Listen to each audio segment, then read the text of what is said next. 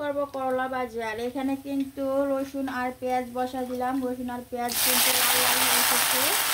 আর এখানে দিয়ে দিলাম করলা।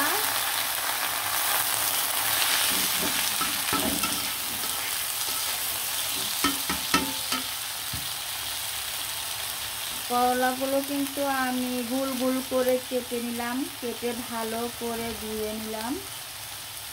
দেখতেই পাচ্ছেন কত সুন্দর করে ধুয়ে নিলাম। আর এরকম গরমের মধ্যে কিন্তু কেউ ভালো মন্দ খাবার খেলে পেট কিন্তু খারাপ হয়ে যায়, তাদের জন্য বলতেছি এরকম করলা ভাজি করে খাবেন, দেখবেন পেট ঠিক হয়ে গেছে আর পেটের যন্ত্রণা থেকেও বেঁচে গেছেন। আর এখানে কিন্তু পেঁয়াজগুলো আমি গোল গোল করেই কাটলাম। পেঁয়াজগুলো দিয়ে দিলাম। এখানে কিন্তু আমি আর কোনো কিছু দিব না, শুধু একটু লবণ দিয়ে দিব। লবণ দিয়েই করলা ভাজিটা করে নিব।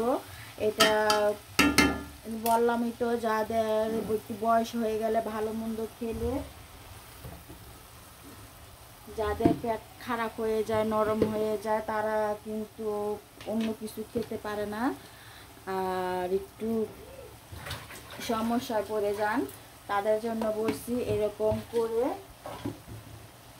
করলা ভাজিটা করে খাবেন, দেখবেন আপনার পেটের শান্তি বেড়ে গেছে, আপনার মুখের রুচি বেড়ে গেছে আর পেট নিয়ে চিন্তা ভাবনা করতে হবে না।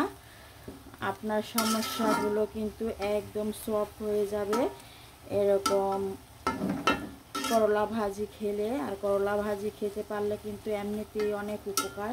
এটা আমি ঢাকনা দিয়ে ঢেকে দিব সিদ্ধ হওয়ার জন্য।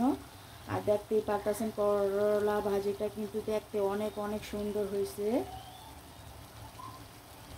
করলা ভাজিটা কিন্তু আমি নাড়াচাড়া দিয়ে দিব। আর করলা ভাজিটা দেখেন কালারটাও কিন্তু খুব সুন্দর হয়ে গেছে। আর এরকম করে যারা বয়স্ক আছে পেটে কষলায় বা পেটের যন্ত্রণায় বাঁচেন না, তাদের জন্য কিন্তু এরকম করলা ভাজিটা অনেক উপকার। অবশ্যই চেষ্টা করবেন এরকম। শুধু লবণ দিয়ে কিন্তু করলা ভাজিটা করে ফেললাম, তারপরও কিন্তু অনেক সুন্দর আর অনেক লোভনীয় হয়েছে। আর করলা ভাজি করলে কিন্তু আমি কখনোই আমার হাতে ফিকা হয় না। অনেকেই করলা ভাজি করলে কিন্তু একদম ফিকা ফিকা হয়ে যায়, আর আমি কিন্তু পিতা ছাড়াই করলা ভাজিটা করলাম। আর এভাবে করলা ভাজিটা যদি আগে ভালো করে করলাটা ধুয়ে নেন, তাহলে কিন্তু পিতা হওয়ার কোনো সম্ভাবনাই থাকবে না। আর এত সুন্দর করে করলা ভাজিটা করলাম, দেখতেই মন চাইতেছে খাওয়ার জন্য।